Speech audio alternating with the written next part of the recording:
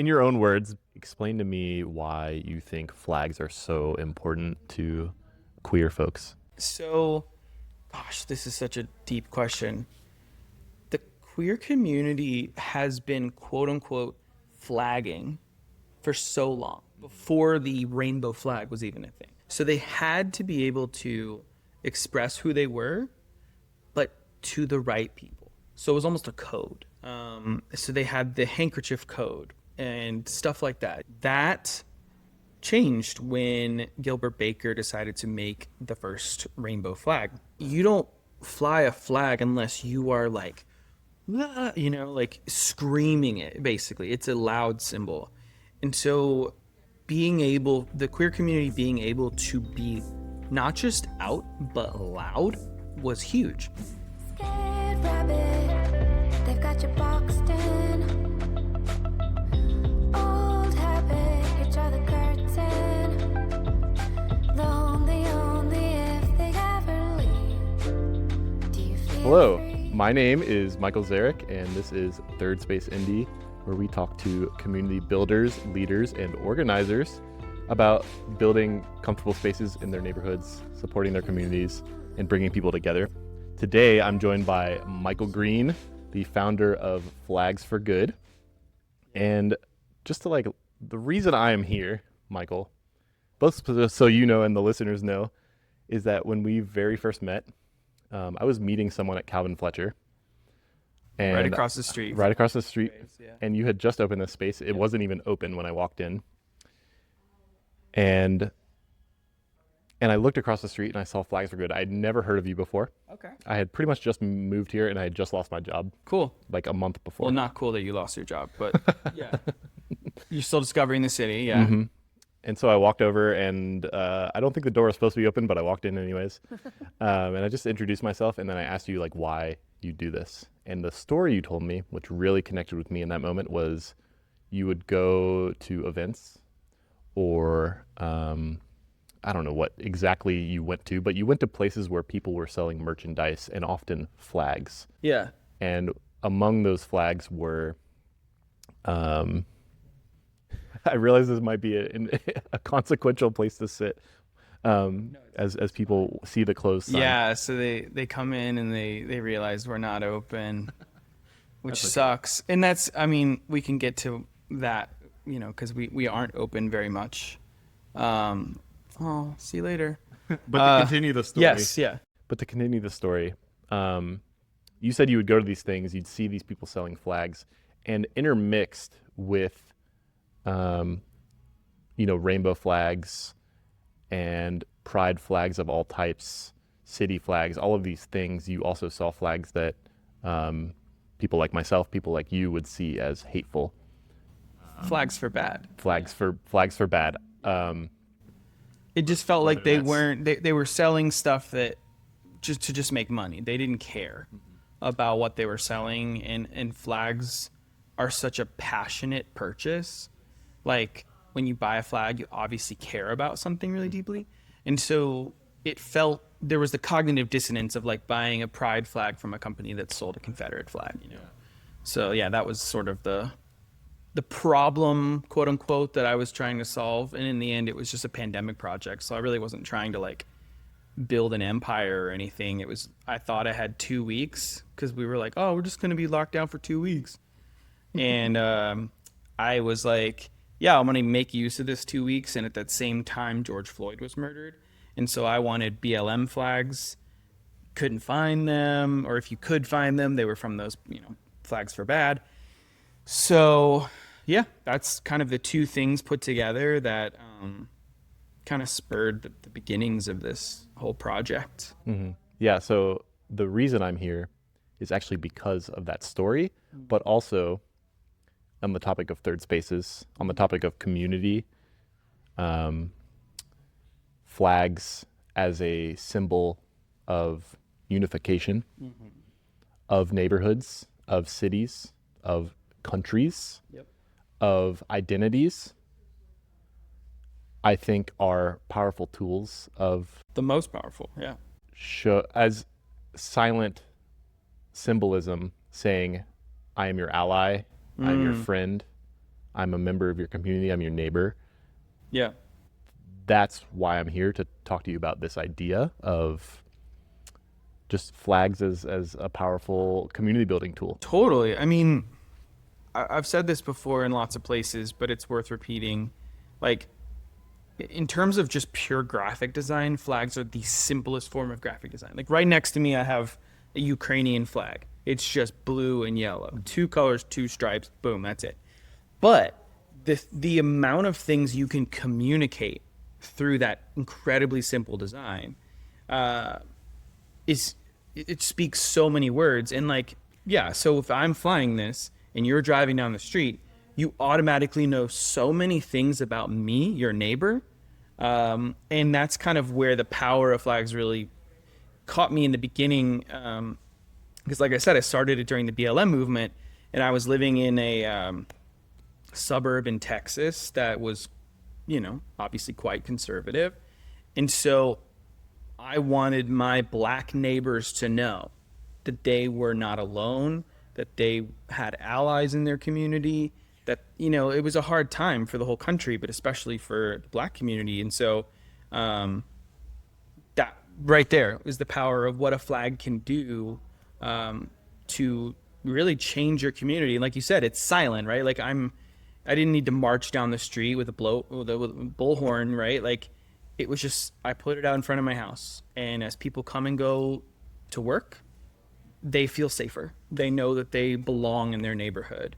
And that's the power of flags. And it can go much bigger or much less deep than that too, if it's just like a city flag or a state flag too. But yeah, I mean, in the end, we're talking about symbols of belonging and identity, and creating those in groups without necessarily trying to create out groups at the same time. Definitely. Yeah. Definitely. So I guess this is a two-parter. Mm-hmm. I got interested in flag design, at least loosely, through the Roman Mars 99, not 99, no.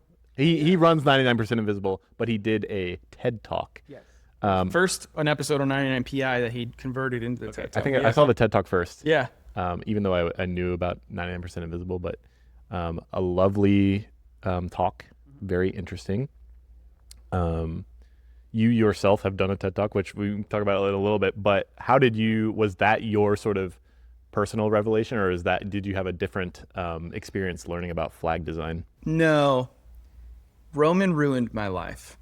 And I told him that. You met him? Uh-huh. Oh, that's fire. Yeah, I'll tell you that story in a second. But so I was into flags my whole life, and I had done a blog in 2014 before his TED Talk about how bad state flags were and how we need to redesign them and blah, blah, blah. It went viral on Medium. It was awesome. It got picked up on a bunch of things, and I was like, here we go. How old were you then?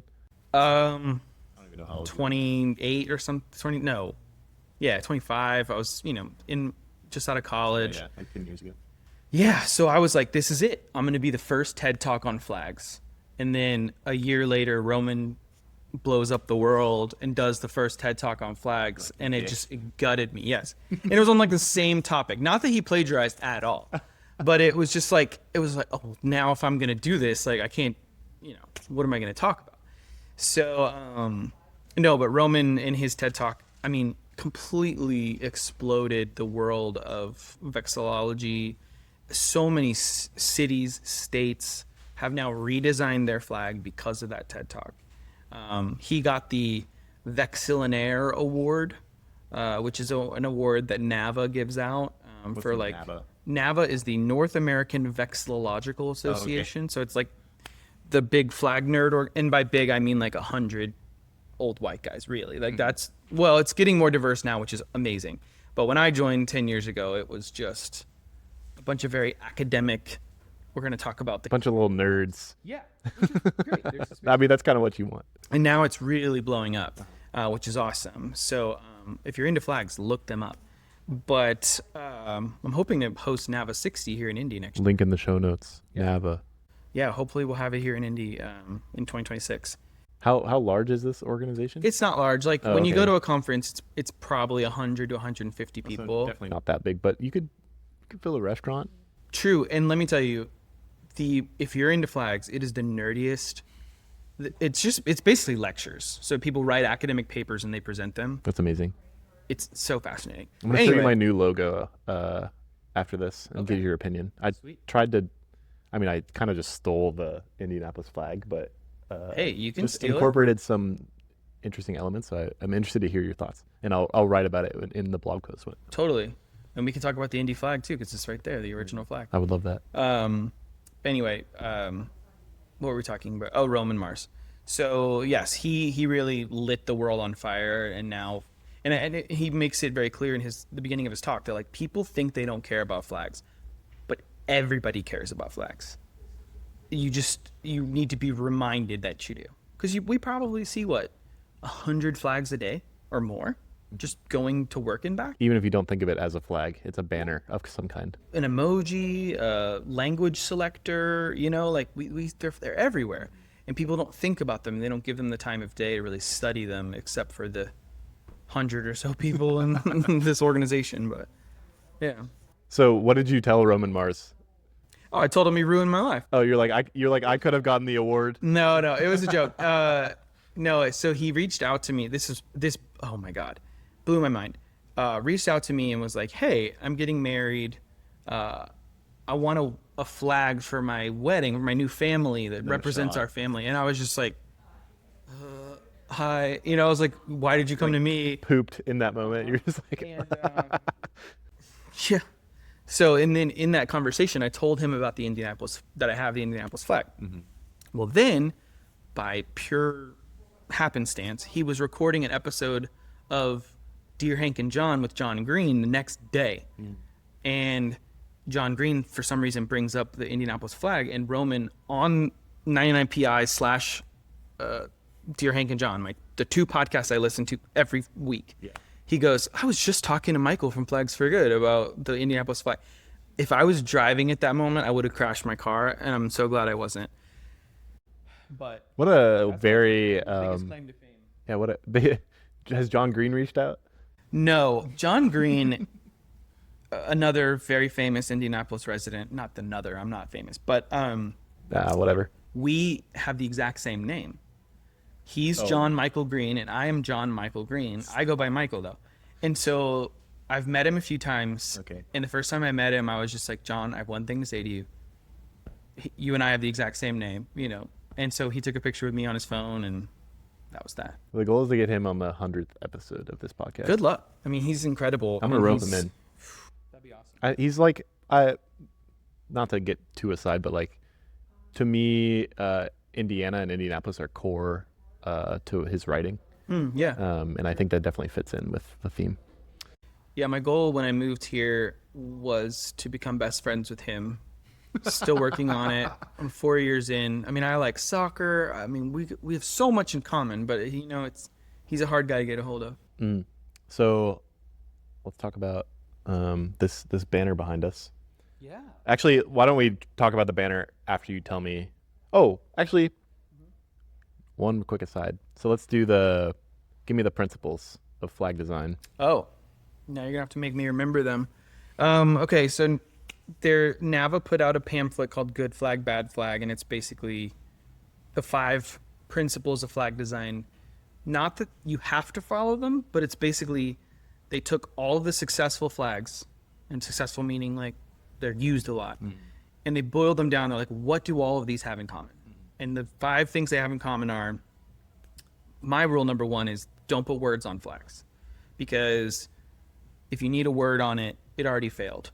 It needs to be able to say what it is without having an English word, because you can't read it on a flag anyway when it's flying in this wind. Keep it simple.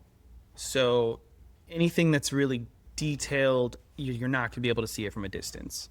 In the same way, not too many colors. Usually just 2 or 3 would be best. And a lot of times the colors follow the rules of tincture from heraldry, which is a whole nother rabbit hole you can go down if you're a big nerd. What are the other rules? no seals, like stuff Nothing like that. too complicated. Yes. And then be related. So like Indianapolis's flag should in some way maybe reference that it's in Indiana or the United States. So the fact that there's a 5-pointed star and it's red, white, and blue, but also be distinctive. So you obviously wouldn't want a flag that's too similar to something else. So those are, I think, the 5. But also, those are not hard rules, right? Because obviously, if you look at, I think the classic example is just the American flag. The USA does not fit into that. It is No, it's too actually complicated. kind of ugly, but also so iconic that you can't Exactly. remove it.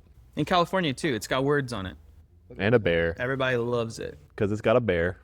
Yeah, the bear's awesome. Great. So tell me, in your own words, because I have my own opinions. I think it's great. I think you probably do too. The Indianapolis flag. Yeah. Maybe I'll start with its history because I think it's interesting, and it's right over there on the wall. But so the Indianapolis has actually had 3 flags in its history. The first 2 are shit. And so in 1962 or 3, I forget, the city council put out a contest to redesign the flag.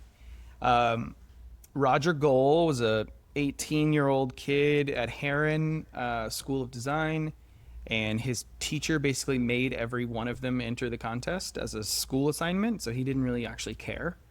Ended up winning the contest. He got $50 and a lunch with the mayor. And so the original design, if you look over there, it's the circle is off-centered, and that was, and Roger told me, he's like, I always knew that the Indianapolis flag would usually fly with the American flag, and the American flag is asymmetrical, and I wanted the Indy flag to sort of mirror that asymmetry. But at some point after Roger left and went to California, someone in the city moved it to the center. No one knows who, no one knows when, and it's been that way ever since. But Roger was like, it's still a good flag, I don't care. So yeah, it represents the circle, the monument in the center, and then, Meridian Street and Washington Street. Actually, yeah, it's Washington, even though that's not the one that goes through the circle.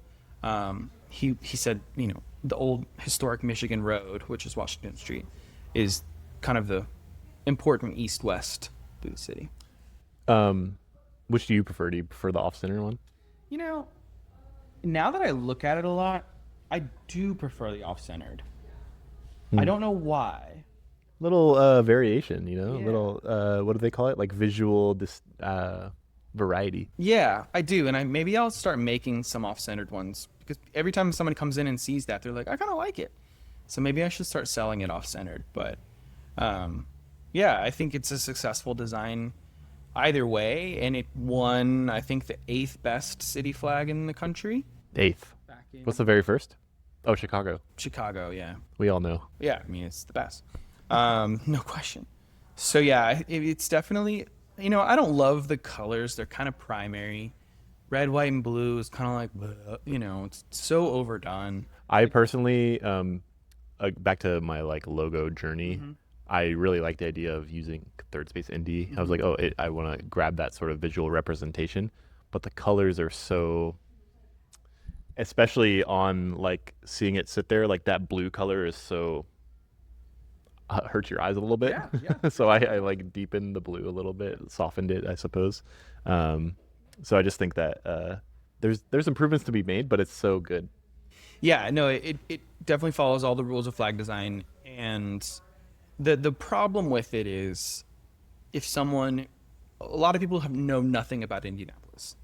Before I moved here, when you said Indianapolis, I didn't have a picture pop into my head of anything. And so when someone like that from around the country sees that flag, they don't see Indianapolis in that flag because they don't know we have a circle in the middle of the city.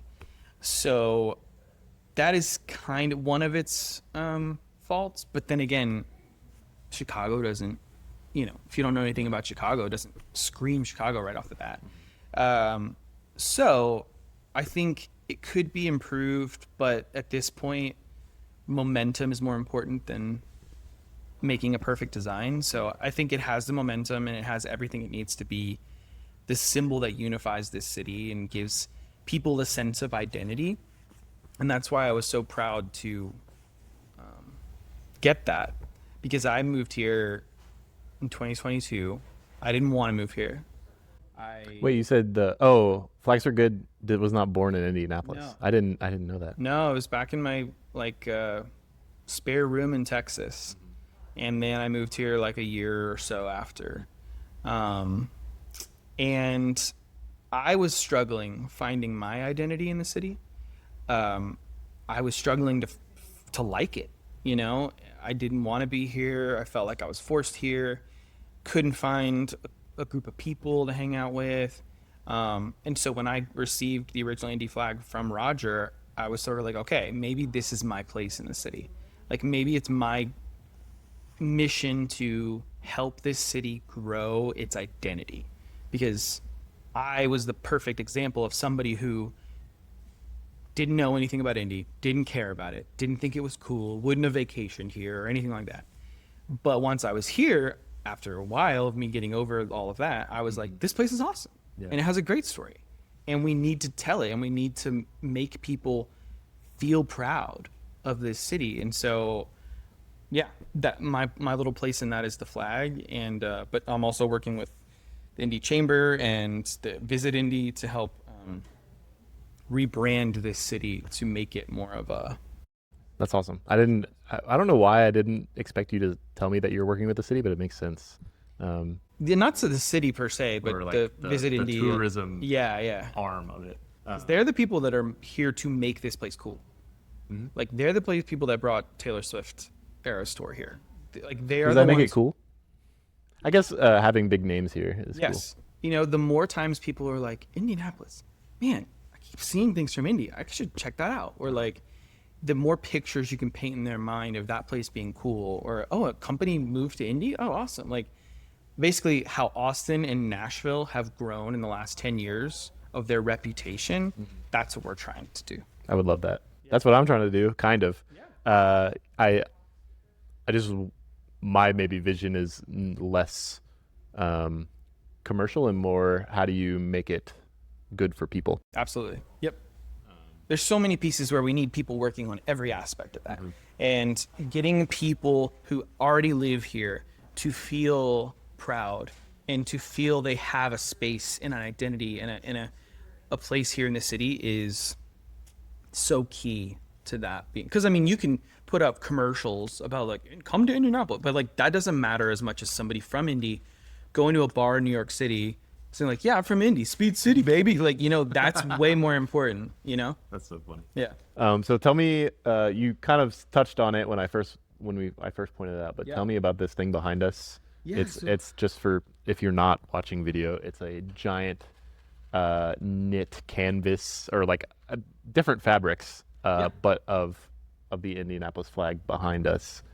Yeah, so when we opened this store, I wanted to have sort of an art piece commissioned to be a part of our opening, and also to welcome the Indianapolis flag back to Indy, because it had lived in California for 50 some years. So I got my friends at People for Urban Progress, who take repurposed fabrics and they make bags and all kinds of cool things out of them.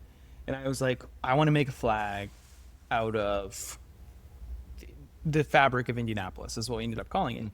And so they took all of these pieces of fabric from, you know, NFL Combine. You can see the IMS banners. We've got the star in the middle is the top of the old Hoosier Dome. So basically it is a flag made up of fabric from the city. And then also, if you notice, it's a checkerboard as well. So it's a way to sort of, because I always say that Indy has two flags. It has the city flag and it has a checkered flag, right? That's really and funny. so this is sort of a way to incorporate the checkered flag into the city flag too. Awesome. It's a really cool a thing. I'm not a sentimental guy, but I'm becoming, through this podcast, I think I'm becoming more sentimental, and because I hang out with my wife too much.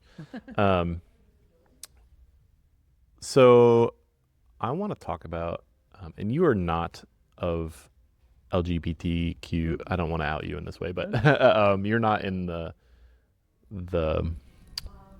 culture is not the right word. The community. White dude. Yeah, same. Fortunately or unfortunately, Right. I'm not sure which is correct. Probably fortunately at this current time. But- Yes. Yeah. Unfortunately, it's fortunate. Yeah. In your own words, because you're not part of the community, explain to me why you think flags are so important to queer folks. Man. I'm hopefully going to be doing a video on this. Because again, as someone who's not, it goes back to the idea of like personal experience. It's impossible to talk about coming into a safe space when you've always been ostensibly safe. But you can try to understand or try to share. So, gosh, this is such a deep question. The queer community has been quote unquote flagging for so long before the rainbow flag was even a thing. So they had to be able to express who they were, but to the right people. So it was almost a code. So they had the handkerchief code and stuff like that. You know, it was the way they dressed. Maybe it was something they did with their hair. It was a way to identify and express themselves outwardly, so that people could understand something about who they were inside. That changed when Gilbert Baker decided to make the first rainbow flag. And I could go into the history of the rainbow flag, but I think the question is more about what it means. You know, flags they're such a, what's the right word? Loud, maybe? Symbol. Like, you don't fly a flag unless you are like, like screaming it, basically. It's a loud symbol. And so the queer community being able to be not just out, but loud, was huge. So, Gilbert Baker's rainbow flag in San Francisco, 1967, 9, maybe, I forget. I'll fact check you later. Thanks. Yeah, I should know that. I mean, they have all the little histories of the pride flags over here. If you ever come in the store, you can read them. But, that changed the game because it gave people that symbol, a unifying symbol for the whole queer community. Now, that symbol has changed over time because the community has changed over time. The addition of the black and brown and then the teal and white and pink of the trans flag, those things came about recently because it's like, well, the queer community needs to give some special attention, some special, raising up of voices of the trans community and, some of the BIPOC community within the queer community. And so I think watching the history of the rainbow flag has been a really cool way to, you can learn about the LGBT community just by looking at the history of the flag. But beyond that too, now you have a flag for lesbians, a flag for aromantic, asexual people. I mean, like, it's so nitty gritty now where every micro identity probably has a flag. It's probably the first thing they do whenever they find, that they have a community. And in a way, like, for someone like me, at least I consider myself open-minded, when I see a new flag or I see a flag I maybe not new is the correct term, but a flag I have not seen before, a lot of times I will go, oh, I wonder what that is representing. Yeah. So it makes me curious to look into that and go, oh, okay, this is whatever. Right. Yeah, and that's another awesome thing about being outward, is being like, hey, I'm here. I exist. I'm taking up space. You should learn. Like, if you don't know about our community, educate yourself, not in a bad way, but more just like, let's all be broadening our minds and seeing the diversity of humanity and how we express ourselves, whether it's race, gender, sex, any of those things, all of which have flags. Yeah, definitely. Yeah. Thank you for answering. I thought that was very well put. Thanks. And what's also cool is that, like, even though I'm a straight cis white dude, I work with a lot of queer people here in the office, but also at like I mean, so many across you the country. you did just get off of the entire. You told me to come back later. You're like, do not come to me in Pride Month. I am awash in both business and just activity. Yeah. And I mean, that's important too, because it's like, I was trying to fill a space with Flags for Good that I saw in the market. And I feel like the queer community also felt that. And so back to the history of Flags for Good a little bit, after the BLM movement sort of died and we were into the election of 2020, I was like, okay, I need to find something that's like, if Flags for Good, if this 2-week pandemic project that won't end is going to keep going, I need something that's not like event based, like of an election that comes every 4 years. So then I was like, well, what makes sense? Well, pride flags. People are selling pride flags and they don't give a shit about the community. They're selling, the opposite of that as well. So I was like, that makes the most sense. Let's start making pride flags. And I don't know, we just found each other at the right time in the right place, and now we're one of the largest like pride flag companies, I think, out there. I mean, there's obviously the huge flag manufacturers out there that we'll never ever touch, but I feel like the fact that if you look at just how busy we are, May and June are the 2 busiest months because of just pride. Definitely. Yeah. Where do you get your flags? This is a leading question. Okay. Yeah, so they're all right now made in China.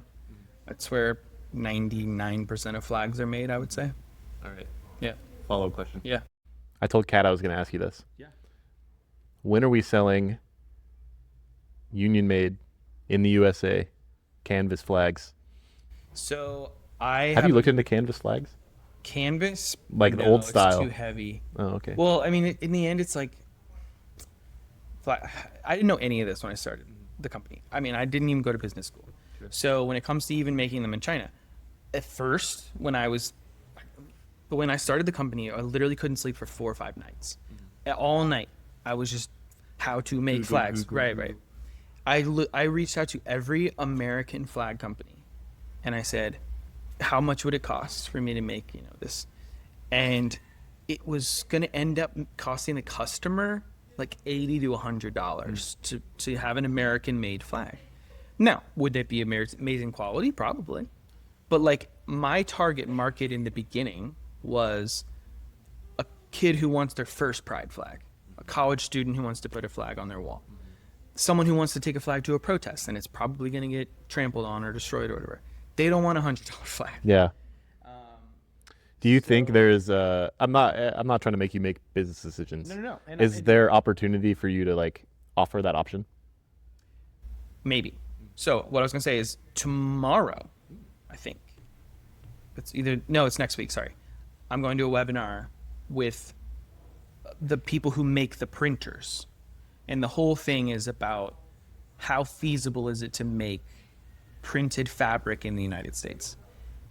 Because right now it's just not. The raw materials, the inks, the labor, the sewing. I mean, there's just so much into it that like we are not the country that does that. Yeah.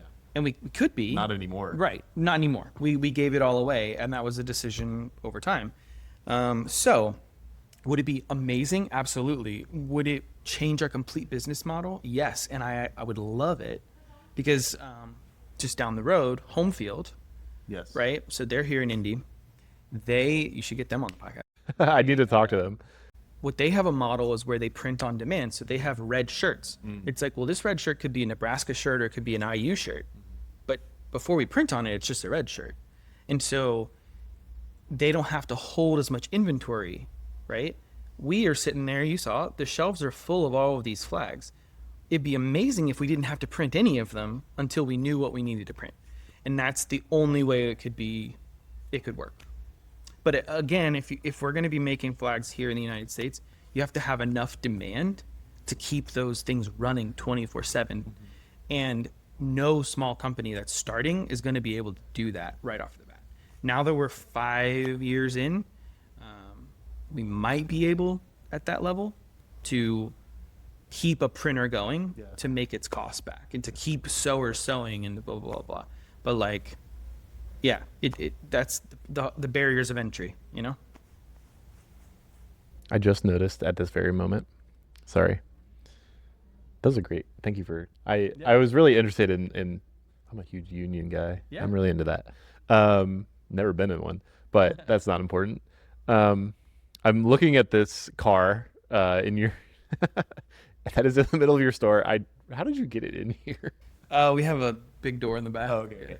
I literally sat inside of it. For those who don't know, it's like a Mini Cooper, and it got the Union Jack on it. Yeah. It looks like something Austin Powers would drive, but the tires, which is what I just noticed, it just says Hoosier on it, which I love. That's so funny. Yeah, so I'm a big Mini Cooper nerd. I'm a big flag nerd. And so when I saw this Mini, I knew I wanted a Mini in the store. It's so goofy. Because it's the only car where it's totally acceptable to have a flag on the roof. And this one's not even just the roof, it's the whole car is a flag. But so I saw this one, and then the fact that it had Hoosier tires on it, I was like, oh my God. How did you get this? It was from South Dakota. This guy had it since he was 18 years old. This is from 1961. So this old guy had kept this Mini in his life and had, converted it. So he basically had converted it into an autocross car. That's why it's got the slicks, the Hoosier slicks. And yeah, I mean, it's gutted in the inside. It's rusted to hell. Like the floor looks like it was shot with the anti-aircraft gun. But yeah, it's great as a shelf, and it gets people looking in the window, and it makes me happy. I basically made this store my. That's why you do it. This is my 15-year-old self's like dream room. It's got a ski gondola over here, and my employees were like, "Why do you need a ski gondola?" And I was like, "I don't, but I want one, and I will figure it out when it's in here." There's a YouTuber, a tech YouTuber named MKBHD. Yeah. He makes a lot of money, but a lot of the money he makes, he like reinvests in his business. They bought like a robot arm to like do saw that. videos. Yes. And it's like way too expensive. Jealous. So stupid. But his videos are so good. But he's like, yeah, we use this for like 10-second shots, but it looks awesome. And I'm like, you're a freak. Yeah. Great. Is there I'm out of questions. Is there anything you want to speak on? What are you feeling? Let me speak on this city, because if this is a podcast to make and encourage third spaces in Indy, We can talk about Indianapolis. That's always on. That is normally on the list. Where do you live? You live right down the Town street. Square, yeah. So Okay, I can ride my bike here. Yeah. This city has so many problems, and all of us know that. It's not we're not. That's not a secret. But it has so much character and so many things to love. And once you find your crew, once you find your tribe here, it's one of the coolest places I've ever lived. And I'm constantly reminded of that. Like, I'll go to Bike Party. Have you seen Bike Party? I'm familiar. Okay. I mean, I did bike parties. Like, this is the coolest thing I've done, like, in my life. Because this means old people, young people, high people, drunk people. Like, it's everyone on bikes that are lit up, and we're just yelling, Bike Party, and taking over the streets. So cool, right? Like, what other cities doing stuff like that? Plus all the sports we have. Plus all, like, this city is so cool. But I don't think that we tell our own story well. And I think I agree. we need to start doing so. And so that's why I think this podcast is important. That's why I think the flag and, everybody finding their place here is important. And I tell this to any group that I talk to. Like, for instance, we march in the Pride Parade, and I get like one person of every identity to hold their flag. So That's really cool. yeah, I didn't know you did that. it's sweet. So at the end of the parade, I've got this group of like awesome, like queer individuals from Indy. And I tell them every year, I'm like, guys, you gotta stick around. Like, I totally understand if you're gonna leave. I don't blame you. Mm-hmm.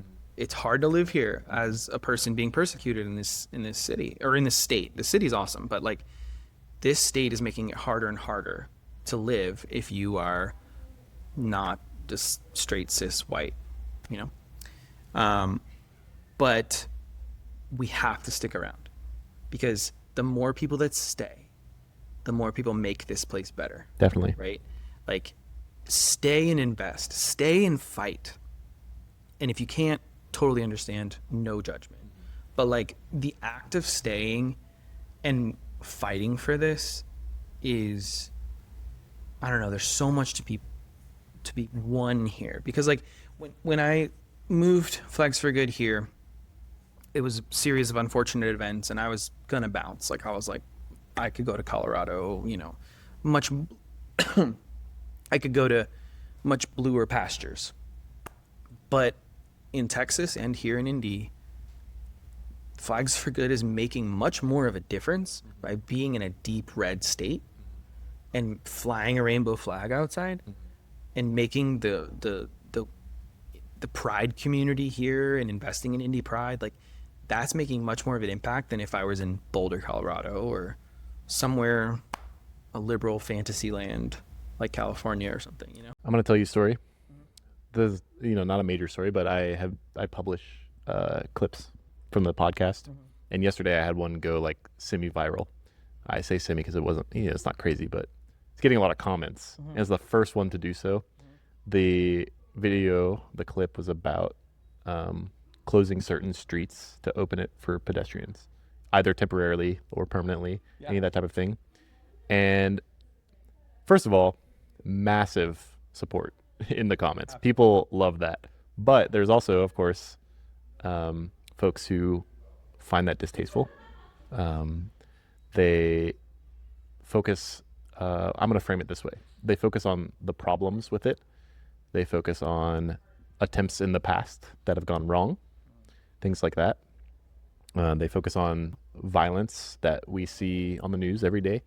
And these are all like well-founded concerns, in my opinion. But I think to truly improve a city, and more specifically to truly improve Indianapolis, we must have a more optimistic and vision-based outlook for what we desire. You can't focus on problems and issues. You have to focus on solutions and desires. Yeah. What you want. Yeah, absolutely. So I think your framing of, hey, we got problems, but there's so, I like to think of Indianapolis as deeply moldable. We are positioned so well to have great things, a really great city. We just got to have the vision to do so and the will to do so. We can do it. That's what those comments really made me think, is that these people are right, but they also need to be shown a different way. Totally. And that made me think of another very important Hoosier, Pete Buttigieg, recently on a podcast, I think, said that the problem with at least the left is that we want change. We want it so badly, but the problem is, like, okay, if we're going to like close a street or something like that, we try to solve all problems at once. I'm guilty of this. Right? And so, like, okay, well, what that ends up happening is that the problem becomes so big that it ends up not happening at all. And so the left is seen as, oh, well, they don't get anything done. And I think that's another thing. It's like, we can't let perfect be the enemy of good. And we can celebrate small steps. Like, yes, should we close the circle and make it pedestrian only? We should. Absolutely. I think everybody agrees that. But the little spark, the little like quadrant that's closed off, that's a step. It's great. Celebrate the hell out of that. Yeah. And the only reason the circle's not closed is because of the Columbia Club. I think we all know. Someone commented that exactly. I got thoughts, but yeah, I know, and that's what's crazy. But anyway, yeah, I feel like, yeah, but how cool would it be to have the circle be a complete pedestrian thing? I mean, people go to Europe on vacation to go to walkable places, and they're like, oh, this is so refreshing. Why do we live in America? It's like, well, yeah, when you're in Greenwood, Indiana, and you're driving around and you have to cross the street to go to another place, and you have to get in your car to go across the street, that's not a good user experience as a human being. It's great if you're a car, but you're not a car, you're a human. This is the other reason, Michael, this is the other reason I wanted to interview you, because you're just like me. I ride the bus. Someone commented they're like the bus has failed, like the bus system has failed. And I was like, I ride the bus 3 times a week. It's great. It's so good. It's comfortable. It gets me where I want to go in a decently efficient way. It could be better, but it won't get better unless I ride it. So There you go. Absolutely. and I also the other important thing is I take the bus time to read. I'm not stressed out on my phone. I am taking time to get learned, you know? I was studied abroad in Australia, and I remember that I took public transit every day for a long time, like an hour, maybe a day. And I didn't have service because it was 2010 or whatever. And so all I had was my Kindle, the Kindle app on my phone. And I read so many books. And public transit's amazing for that. Like, it's so much better for your psyche. Because actually it was Hank Green, John Green's brother, who said the best way, like proven scientifically, the best way to improve your happiness is to move closer to your work and spend less time commuting. I hate driving. Yeah, the more time you're in your car, you're alone, you're yelling at people, you feel like it's you against the world, you're stuck in traffic, blah, blah, blah. You're at a high stress. And the more time that you spend of your day doing that, you're going to have a worse time. Just in life. Like, you're just going to be overall less happy. And so using public transit is the clear option. If you can't move your house, stop being in your car. Yep. Be around other humans. Let someone else be stressed for you. Right. And like the other part I love about public transit is it forces you to be with humanity. You have to look at that grandma and smile. You have to see that crying baby. You have to be around people that aren't like you. And see them and see, what do they do? Oh, they're dressed differently. They're reading a different book. They're speaking a different language. Oh, scary. And what's their work? Right. It's you realize that it's not scary. And I think that's honestly my hypothesis, is that the reason cities are much bluer than rural communities is because in cities you are forced to experience life and see the humanity in people that aren't like you. So therefore, when you vote, you're more likely to vote. And, like I said, I'm a straight cis white guy, but do I vote for things that just benefit me? No. I do it for people that aren't like me because I can see their humanity and I can empathize. But yeah, if you live in the suburbs and you only, or in the country and you only hang out with people like you, crazy, blue-haired trans people seem like this scary thing because you never met one. That's the most important. You've never met one. Right. And so they're like a boogie man or whatever. Nux. Yeah. Fire. All right. I have a question from the previous guest, which I actually told you, which her name is Ruba Marshud. She's the CEO of Indy Reads. You need to reach out to her, or at least Indy Reads. Love Indy Reads. Ruba asks, what are you looking forward to doing? Why haven't you done it yet? Oh, that's a great question. Damn. Are we talking like professionally? Like flags for good?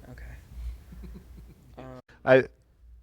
The importance of open-endedness in these questions, I think, really both makes them more difficult, but also more fun. Okay. My employees will tell you that I have way too many business ideas. But in the end, I think they're ideas that go to what we were talking about, which is like making Indy a cooler place, a place where you were excited to be from and excited to visit. I have multiple of these ideas and I don't want to give them all away. Basically, here's my simple one that I would be totally fine if someone stole and did. Have you ever been to Side Door Bagel? I have. I like Side Door Bagel. Line out the door all the time. Go to Bagel Deli in Broad Ripple. I've been there once. They were like, we have an hour wait to get a bagel. Yeah. Okay. Down here in Fountain Square in Fletcher Place, we don't have a bagel place. Okay. Amelia's doesn't sell bagels. No. All right. So there's the problem.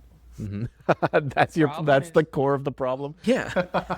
But here's the best part. I also want to create daytime raves, which is a thing that's coming. Okay, that's why I lit up, because I saw that someone's doing like a coffee rave or something. Yes. So it's a new thing that's happening where like EDM in the morning, you wake up, you know what I mean? Like everybody's sort of vibing.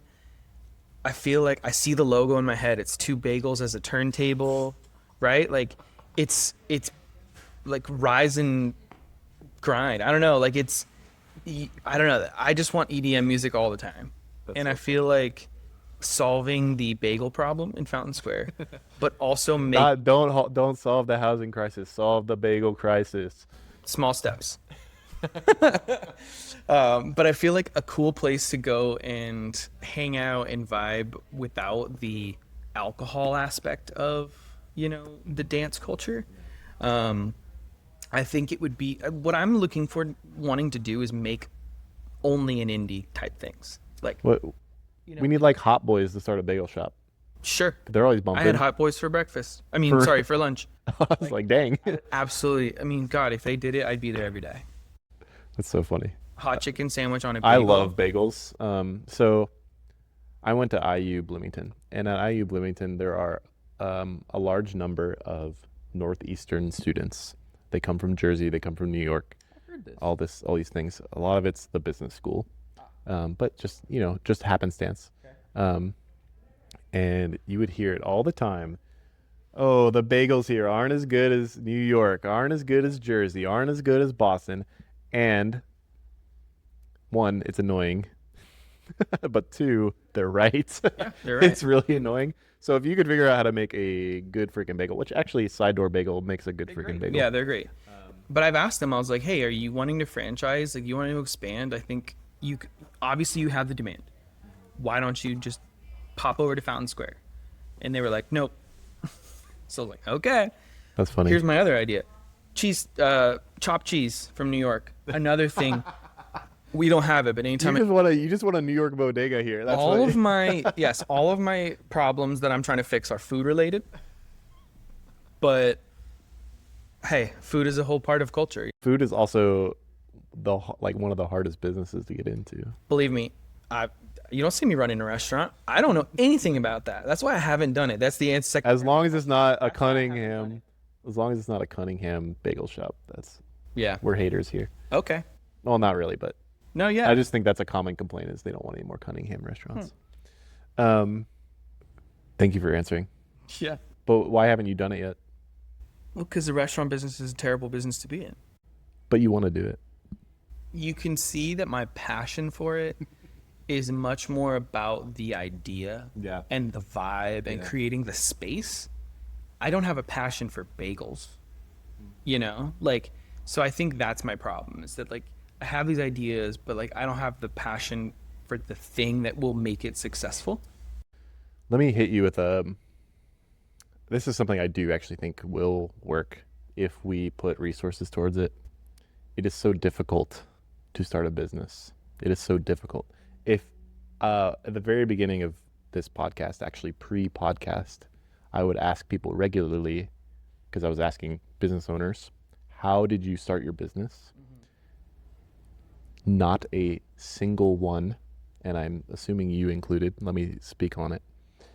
Not a single one of these people could give me an answer, because that's not how businesses are formed. It's true. They just appear. For you, you're like, this is my 2-week COVID project, but now you own a whole storefront and these things like this. Finding a way to create, this would be a city project, to create a space for micro retail where you are supporting, you say, hey, we're going to give you cheap rent. We're going to do some extra resource. Yeah. We're going to make it easy for you to get an LLC or whatever the thing is. Finding a way to support these people to do what they want, to start a bagel business, a raving bagel business. I'm imagining like a small warehouse, something like. Yeah, you'd have to give them all the tools. You want like a small micro retail space, similar to, is it the Factory Arts District or the Stutz, but for whatever. So there is a space in the Stutz that the city designates as a small business incubator. So oh God, what's it called? But I'm imagining a whole arena. Yeah, no, you're right. Like this is very specific to like retail, where like Yeah. if you are a small retail, they will give you like 2 months or 3 months at this space to test it out.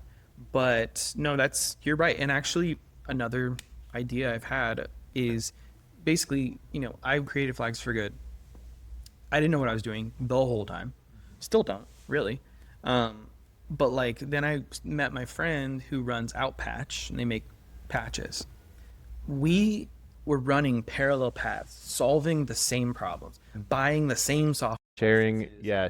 You're not sharing the information that, like, this is the other thing about starting a business. Yeah.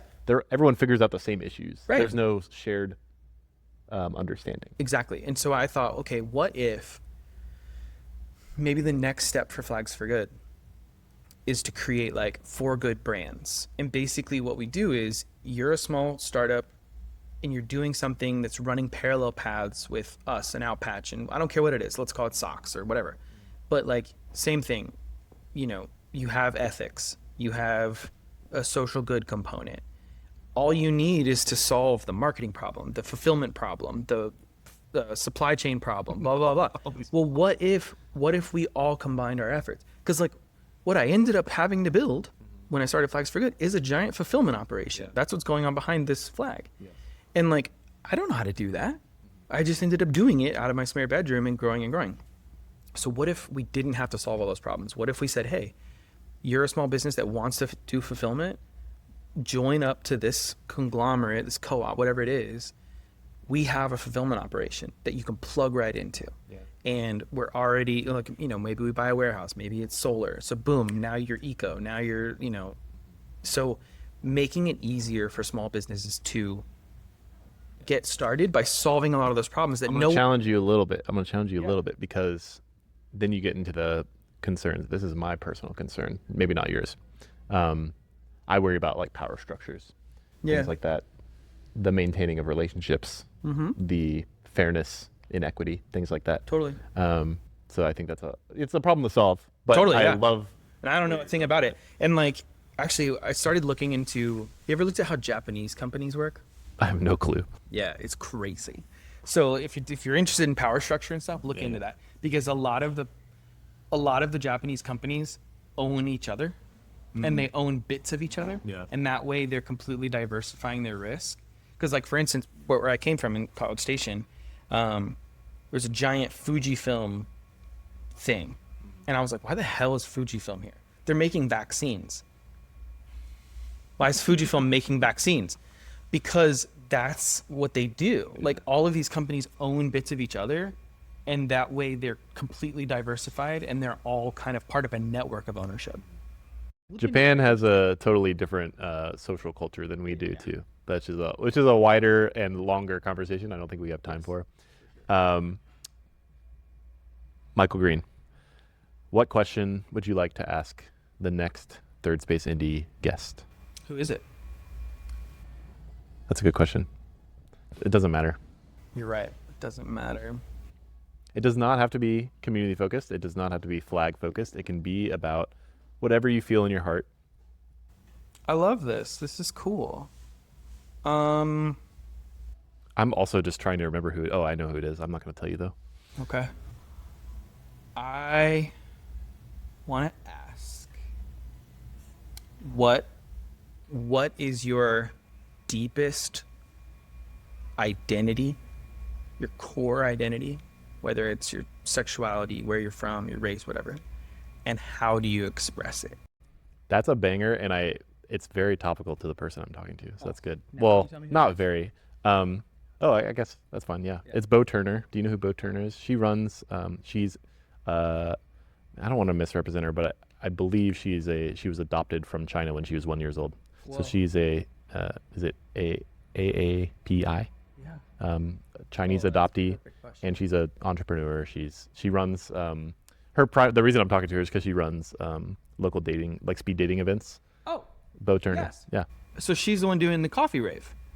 Yes. Yeah, I know. I'm gonna be out of town for it. I'm pissed. Because for months I've been saying, we need this to happen. And then I saw her present at Creative Mornings and I was like, oh my God, it's happening. And I'm like, I'm out of town. God damn it. So she'll have a good answer to it. Cool. And I really need to connect with her because talk about making third space at Indy. What she's doing is that. Hey, So you'll hear from her. do a high five. Oh, I end the episode with high fives always. Oh, okay. So yeah, then edit it so where I can high five her virtually. So That's so funny. Wait, I'll have to make sure I sit on the other side. We'll end it again, but I have one last question. Yeah. I'm gonna yell it to the back. When are you hiring Kat full time? You're not gonna get in trouble. no, we love Kat. I thought Kat was going to school, and that's why. Oh, see, okay. I started the conversation. See. Oh, okay. Okay. Yeah. Well, thank you for having me, or I guess thank you for coming on. And thank you for having me in your store, Mr. Michael Green. Where can we find you? At Flags for Good. On everything? On everything. What's the store located? Yeah, 646 Virginia Avenue, right across from Bluebeard and Calvin Fletcher and Amelia's, in probably the coolest little corner of Indy you can find. Yeah. So happy to be here. And it's a beautiful space. Come see the little Mini Cooper with the Hoosier tires. Yep. Come sit in the ski gondola and shop for stickers in there. Yeah. Thank you, Michael Green, for coming on the podcast. If you are interested in any sort of flag, even if they don't have it in the store, I'm sure Michael would be happy to talk to you about getting it as long as it fits within the scheme of the business. Yep. As long as it's for good. For good. And thank you so much for watching or listening to Third Space Indy. You can follow me at Third Space Indy on Instagram.com or your app, whatever. Also, I write a weekly blog. It's generally around 1,000 words. Please go read it. I work really hard. I try to put my heart and soul into it. And you can also put your email in at thirdspaceindy.com, and I will send you an email that includes the blog, that includes the show notes, and links to listen every week, Monday morning. I'm working on my outros. Thank you so much for listening to Third Space Indy, and I hope to share the next episode with you. Michael, give me another high five. Hell yeah.